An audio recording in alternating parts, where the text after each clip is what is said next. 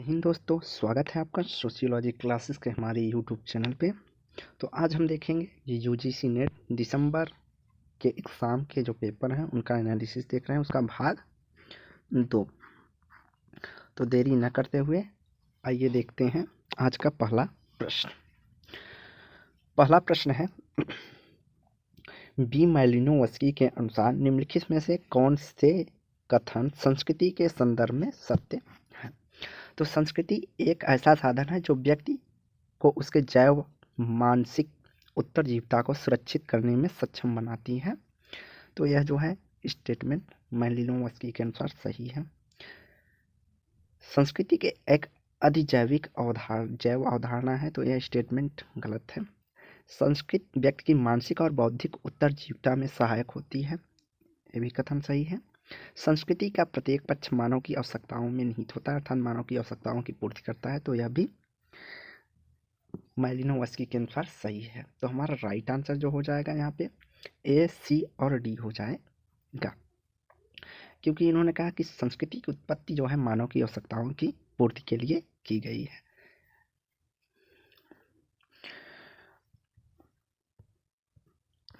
अगला प्रश्न है, who among the following use the alliance approach to the understand the pattern of kinship. तो किसने अलायंस अप्रोच या परिप्रेक्ष्य का प्रयोग, सहसंबंध परिप्रेक्ष्य का जो है प्रयोग किया है अपने नातेदारी के अध्ययन में, यह पूछा गया। तो Louis Dumont, T N Madan, Kathleen Gough, Oscar Lewis. तो यहाँ जो राइट आंसर हो जाएगा वह लुइस ड्यूमोंट होगा। अगला है, यहाँ पे जो है मैच करना है, जो है इस क्वेश्चन को मैच करना है, जिसमें दिए हैं कुछ बुक्स और उनसे संबंधित क्या है thinker.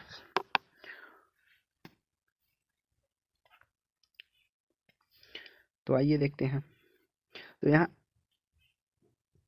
Imaging the modern city, तो इमेजिंग द मॉडर्न सिटी जो पुस्तक है वह संबंधित है किससे, तो वह संबंधित है जेम्स डोनाल्ड से। पोस्ट मॉडर्न अर्बनिज्म पुस्तक जो है, पोस्ट मॉडर्न अर्बनिज्म की बात करते हैं, Nan Ellin. Urban question a Marxist approach, urban questions a Marxist approach जो है यह संबंधित है मैनुअल कैसल से। और the death and life of great American cities, तो the death and life of great American cities 1961 जो पुस्तक है यह जेन जैकब्स से संबंधित है। तो यहाँ जो राइट आंसर हो जाएगा वह हमारा ए हो जाएगा। अमेजिंग द मॉडर्न सिटी पुस्तक जेम्स डोनाल्ड से संबंधित है। पोस्ट मॉडर्न अर्बनिज्म पुस्तक नन एलिन से संबंधित है। Urban questions a Marxist approach 1977 manual Castells से। और the death and life of great American cities 1961 यह हमारा जैन जेकब से संबंधित है।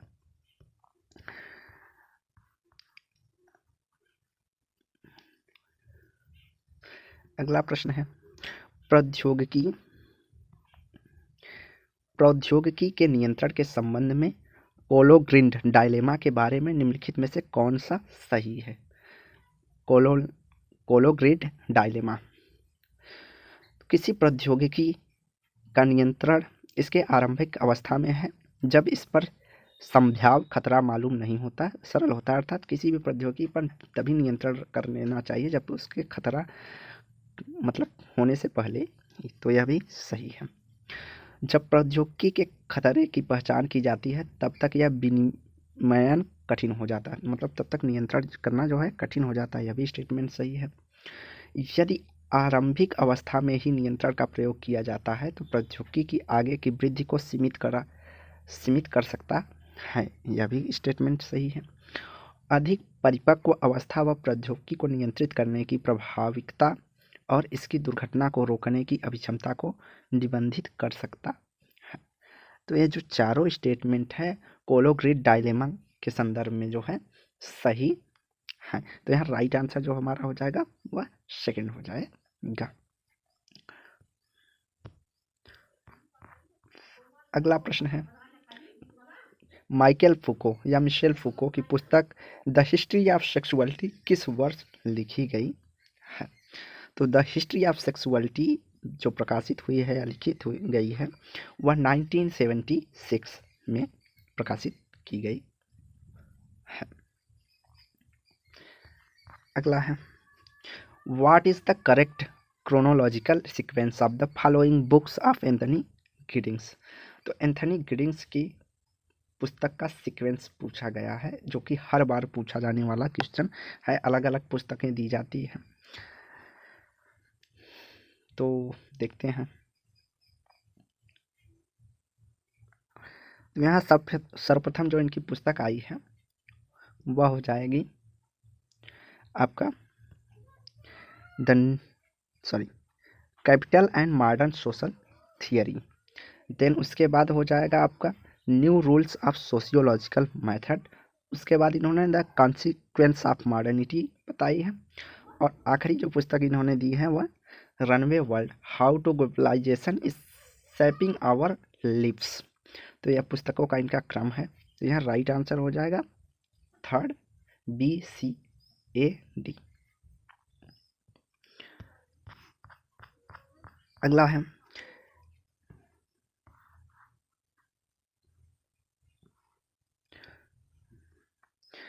ज्ञान के समाजशास्त्र के बारे में कार्ल मैनहाइम के बारे में निम्नलिखित में से कौन से स्टेटमेंट सत्य है?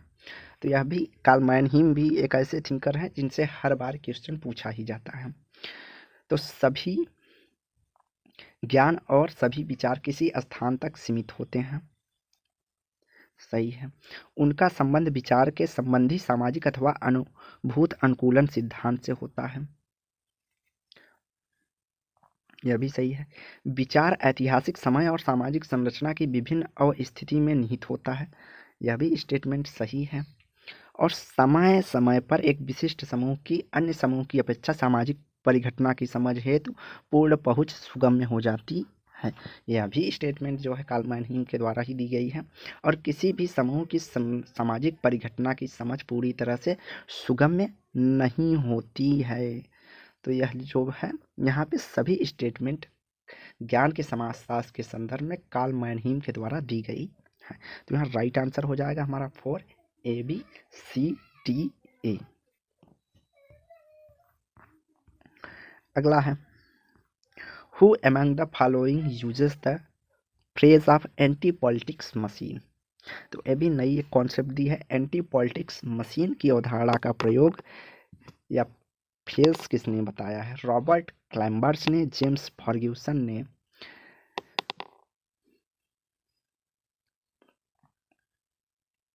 उसके बाद केथ हार्ट ने या थॉमस बी हसनैन ने।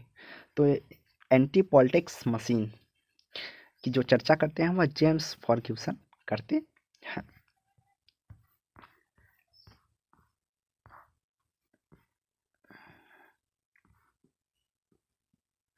अगला है, सूचना संचार प्रौद्योगिकी ने क्रांति औद्योगिक समाज में विभिन्न विकास में योगदान, औद्योगिक समाज के विकास में योगदान निम्नलिखित में से किसके माध्यम से मार्ग जो है प्रशस्त किया है?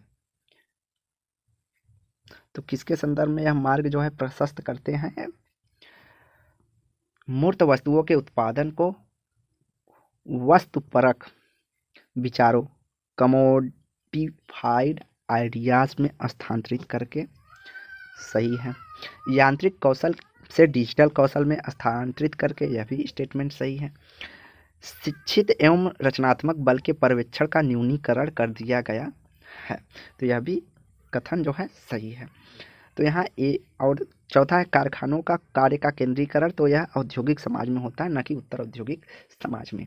तो यहाँ राइट आंसर जो होगा हमारा वह A, B और C में हो जाएगा कि मूर्त वस्तुओं के उत्पादन को वस्तुपरक विचार, कमोडिफाइड आइडियाज में स्थानांतरित करके, यांत्रिक कौशल को डिजिटल कौशल में स्थानांतरित करके, शिक्षित एवं रचनात्मकता के परीक्षण पर न्यूनीकरण कर दिया गया। इन सब जो है कारण। अगला है,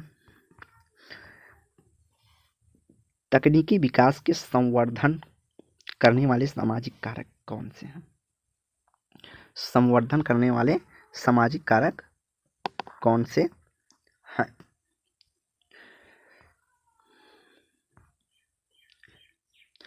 मतलब तकनीकी विकास का सपोर्ट करने वाले, एक तो सोशल मोबिलिटी या सामाजिक गतिशीलता, आविष्कारों की पुरस्कृत करने की नीति और विशेषीकरण, ये जो है सभी इसको जो है बढ़ावा देते हैं, जबकि सामाजिक रूढ़िवादिता बढ़ावा नहीं देती है। तो यहाँ राइट आंसर हमारा ए हो जाएगा, ए बी डी।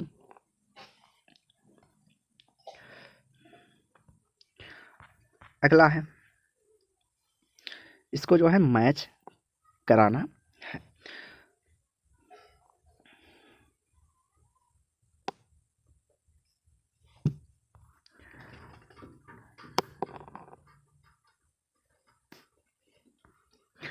तो पोस्ट मॉडर्न कंडीशन, तो ये तो बहुत ज़्यादा पूछी जाने वाली पुस्तक है, आप लोगों को पता होगा कि the post modern condition the report on knowledge, यह पुस्तक जो संबंधित है यह लियोटार्ड से संबंधित है। द मिरर ऑफ प्रोडक्शन जीना बाउड्रिलार्ड से संबंधित पुस्तक है। द कॉन्सिक्वेंस ऑफ मॉडर्निटी, तो कॉन्सिक्वेंस ऑफ मॉडर्निटी जो पुस्तक है, सॉरी, एंथनी गिडिंग से संबंधित है। और मॉडर्निटी एंड द होलोकास्ट की जहाँ बात करते हैं उसे जिंगट ओमैन करते हैं। तो यहाँ जो राइट आंसर हो जाएगा वो हमारा थर्ड हो जाएगा, the post modern condition the report on knowledge जब फ्रैंक लियोटार्ड से, द मिरर ऑफ प्रोडक्शन बाउड्रिलार्ड से, consequence of modernity Anthony Giddings, और मॉडर्निटी एंड द होलोकास्ट की बात जिंगट ओमैन करते हैं। अगला प्रश्न है, मैच करना है, पुस्तक दी हुई है उनसे संबंधित थिंकर हैं।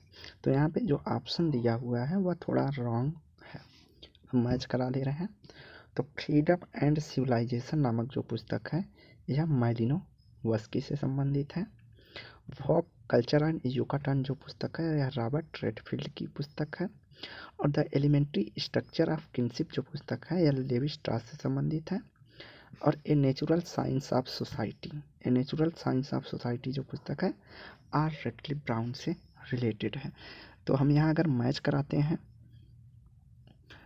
यहाँ अगर हम मैच कराएंगे तो ए का 4 और बी का सेकंड होना चाहिए।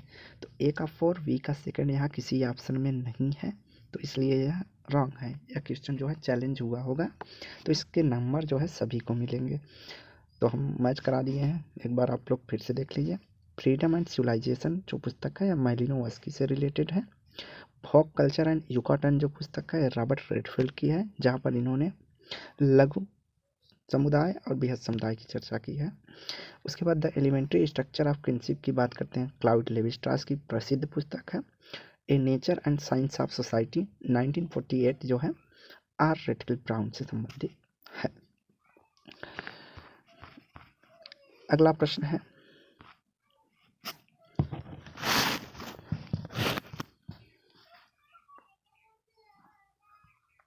यहाँ पे जो है सूची 1 है, सूची 2 है, युवा गृह दिए हैं, उनसे संबंधित जो है जनजातियाँ दी हुई हैं।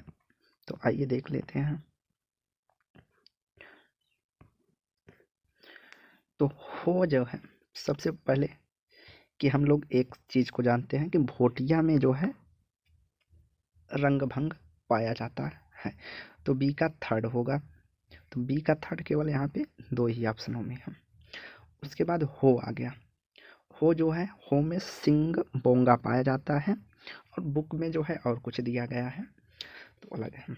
उसके बाद ओरांव जनजाति में जो पाया जाता है जान केरपा पाया जाता है नामक जनजाति, और भुइयां में जो पाया जाता है वह धांगर बासा युवागृह नाम से जाना जाता है। तो यहाँ जो राइट आंसर हो जाएगा वह 4 हो जाएगा। हो में सिंग बोंगा, भोटिया में रंगभंग, ओरांव में जान केरपा और भुइया में धांगर बासा नामक युवागृह पाए जाते हैं। अगला प्रश्न है, पीपी रे ने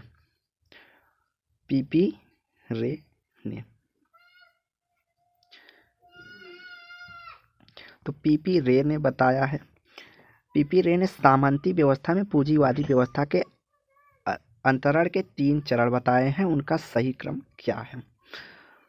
तो उनका सही क्रम यहाँ पे पूछा है। तो सही क्रम जो हो जाएगा वह हो जाएगा, पूंजीवादी सामंत व्यवस्था के अधीन रहता है और भूमि संपत्ति पर कच्चे माल तथा कामगारों को पाने के लिए निर्भर करता है। तो ऑप्शन बी जो है हमारा पहले पे आ जाएगा। उसके बाद आता है पूंजीवादी प्रभुत्व पूर्ण हो गया, फिर अभी सामंतवाद का प्रयोग करता रहा है। पूंजीवाद किसानों के सभी हस्तशिल्पों और उत्पाद के सभी स्वरूपों को तहस नहस कर देता है। तो दूसरे नंबर पे ये हमारा आ जाएगा।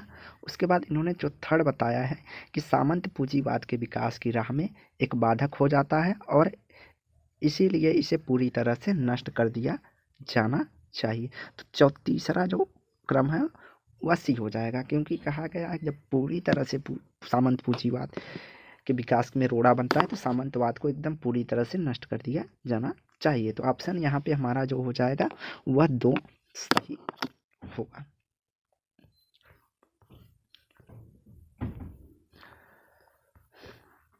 अगला प्रश्न है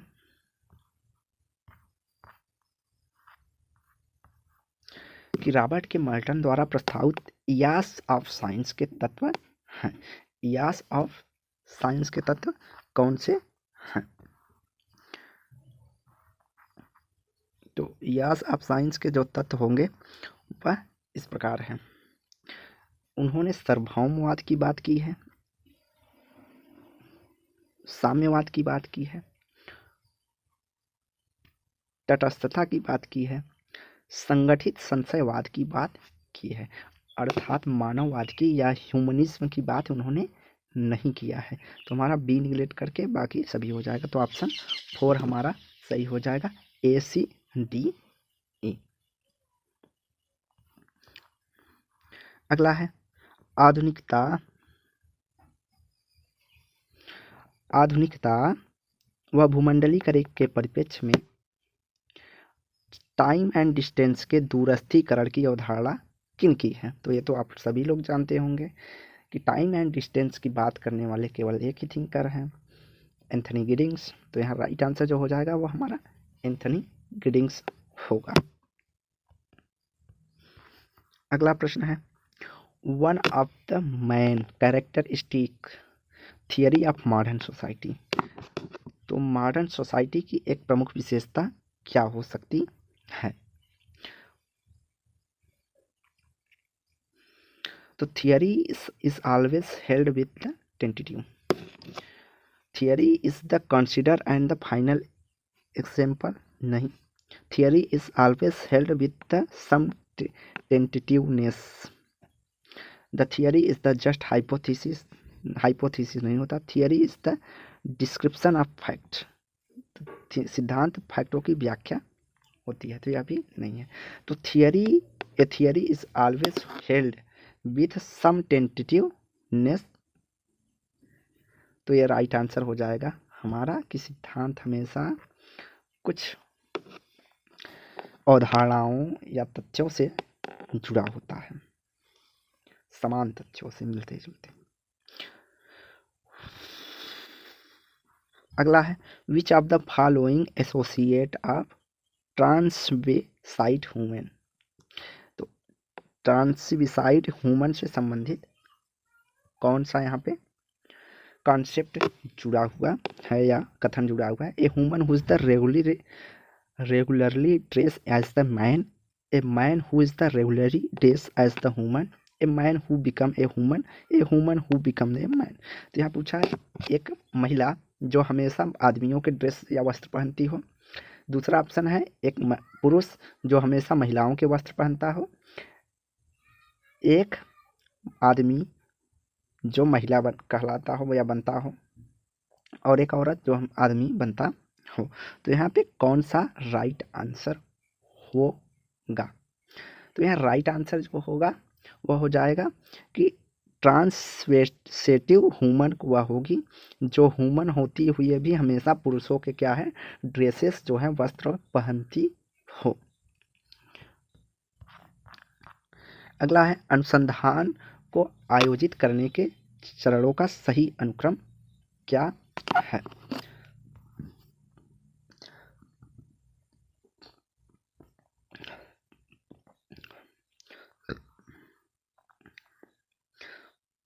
तो सही अनुक्रम देखो यहाँ पे दो तरीके से होगा। एक पहले प्रश्न बना लेते हैं और एक पहले साहित्य अवलोकन करने के बाद प्रश्न बनाते हैं। तो यहाँ पे जो माना गया है वह माना गया है पहले नंबर पे साहित्य का अवलोकन करने के बाद। तो हमारा जो राइट आंसर हो जाएगा वह डी हो जाएगा कि पहले साहित्य का पुनरावलोकन करते हैं, उसके बाद प्रश्न बनाते हैं। प्रश्न बनाने के बाद क्या है, आंकड़ों को इकट्ठा करते हैं। आंकड़ों को इकट्ठा करने के बाद जो है आंकड़ों का विश्लेषण करते हैं और लास्ट में क्या करते हैं, रिपोर्ट का लेखन करते हैं। तो यहाँ राइट आंसर 4 हो जाएगा।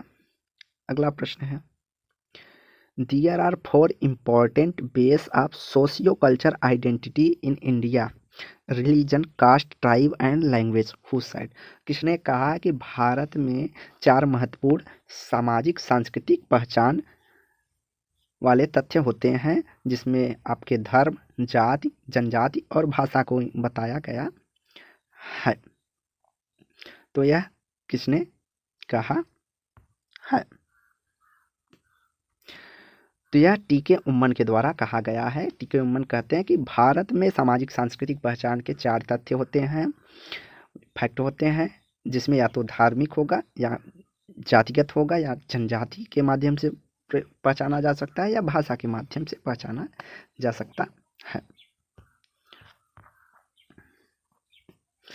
अगला है, graphics presentation of frequency distribution is done by using. तो ग्राफिक प्रेजेंटेशन के फ्रीक्वेंसी में क्या क्या, विचलन में क्या क्या यूज किए जाते हैं।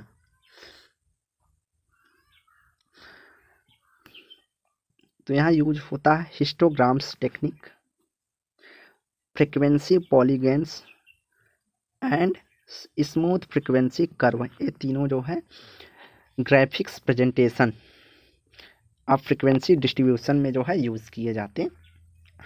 यहाँ पे परसेंटेज या परसेंटाइल का यूज़ नहीं होकर परसेंटेज का यूज़ होता है। किसका? परसेंटेज का। तो राइट आंसर जो यहाँ पे है वह 3rd हो जाएगा।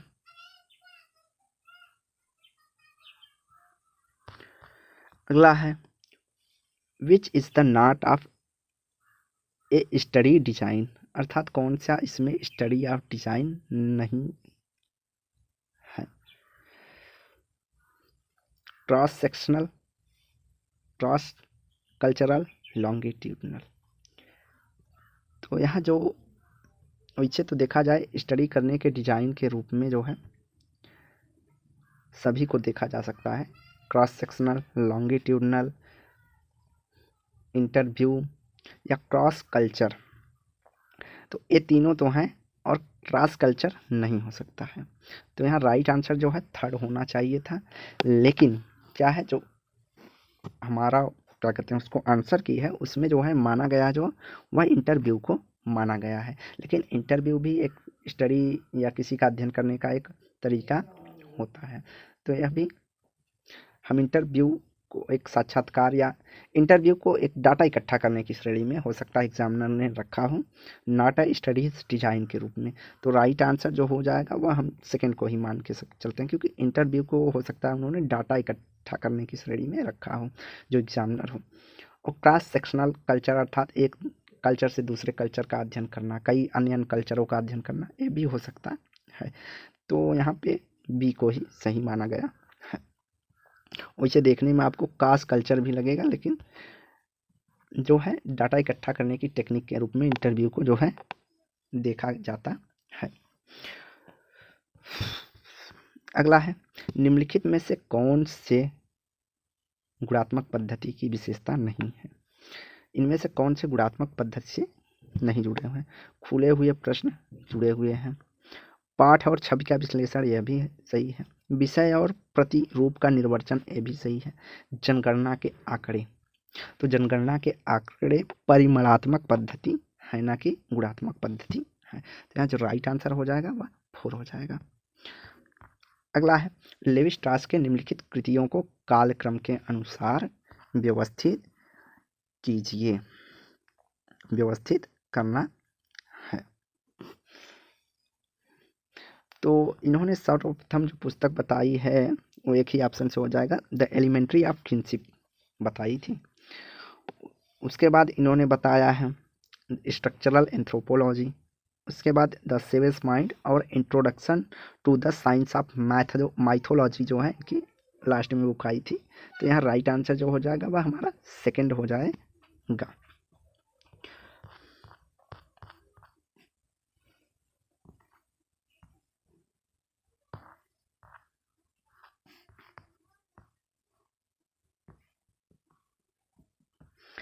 सूची 1 को सूची 2 के साथ सुमेलित करना है दिए गए कूटों के अनुसार। तो सांस्कृतिक परितंत्र, तो सांस्कृतिक परितंत्र क्या होता है? तो सांस्कृतिक परितंत्र जो होता है वह होता है सैद्धांतिक प्रतिमान जो मानव संस्कृति और भौतिक पर्यावरण के संबंध में अन्वेषण करते हैं, अर्थात ए का थर्ड हो जाएगा। तो यहाँ निगलेक्ट करके हम ऑप्शन ए के साथ जाएंगे। कार्बन फुटप्रिंट क्या होता है? तो कार्बन फुटप्रिंट जो होता है वह जलवायु परिवर्तन में कितनी कार्बन डाइऑक्साइड आपने उत्पन्न किया है और कितना इसमें आपका योगदान है, उसके मापन से संबंधित है कार्बन फुटप्रिंट। उसके बाद पर्यावरणीय प्रजातिवाद की बात करते हैं। तो पर्यावरणीय प्रजातिवादी जो होता है यह उस प्रतिरूप को प्रदर्शित करता है जिसमें पर्यावरणीय जोखिम की संभावना गरीबों, मुख्यतः अल्पसंख्यकों को सर्वाधिक होती है, अर्थात जिनकी प्रजाति पर खतरा होता है। जैसे एग्जाम्पल के तौर पे जैसे यहूदियों के ऊपर एक समय था जर्मन में जब हिटलर ने कहा, तो उन पे प्रजातिवाद खतरा था। पारिस्थितिकीय फुटप्रिंट, तो पारिस्थितिकीय फुटप्रिंट होता है प्रति व्यक्ति हेक्टेयर भूमि पर मानव मांग से संबंधित है, अर्थात एक व्यक्ति को कितनी जमीन या भूमि की आवश्यकता है उससे उसके माप के संदर्भ में पारिस्थितिकीय फुटप्रिंट जो है संबंधित है। तो यहाँ राइट आंसर होगा ए का थर्ड, बी का 4, सी का 1 और डी का सेकंड। ए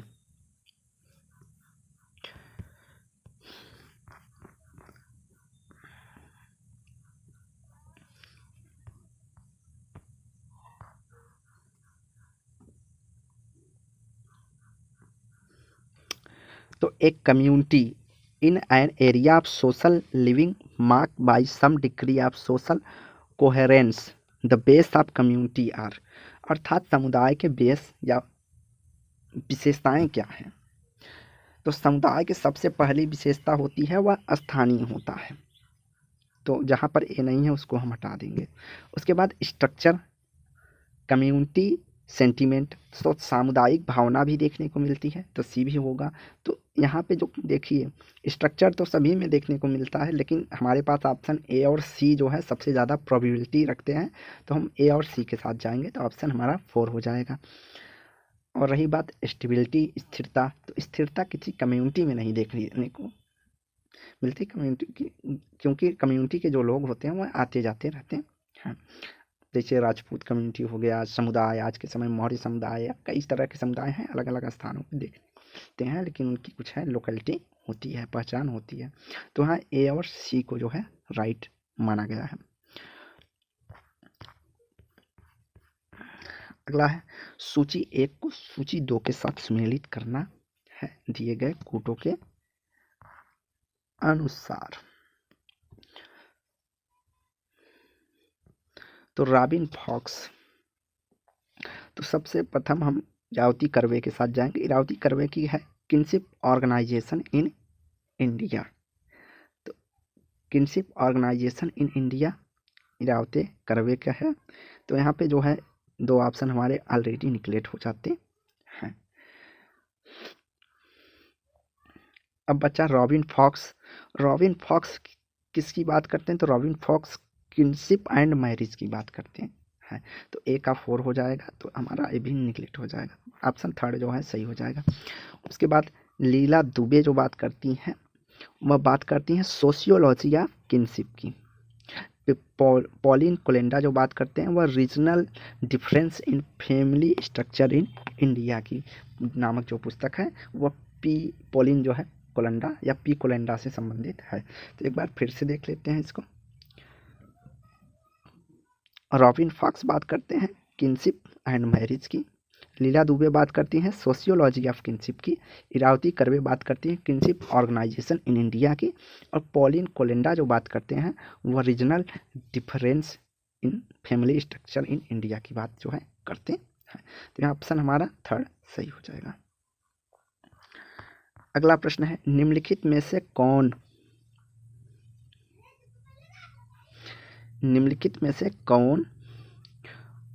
पूर्वाधानता सिद्धांत की आलोचना है। तो पूर्वाधानता सिद्धांत की आलोचना कौन सी है। यह केवल जोखिम हानि की संभावना के एक पक्ष पर केंद्रित है, ये हो जाएगा। उसके बाद यह हमें सिद्धांत विषय के रूप में प्राकृतिक प्रक्रियाओं के हस्तक्षेप के विरुद्ध सचेत करता है, तो यह नहीं है। जलवायु के प्रति अनुक्रिया करने पर तब तक उम्मीद नहीं कि जब तक कि हम दृढ़ निर्णय को तैयार नहीं है, ये है। जोखिम लेना नवीन चिंतन हेतु अनिवार्य है। तो ये जो है ए, सी और डी जो है हमारा पूर्वाधानता सिद्धांत की आलोचना से संबंधित है। तो राइट आंसर हमारा थर्ड हो जाएगा। अगला प्रश्न है गिवन आर टू स्टेटमेंट है the informational economy is global.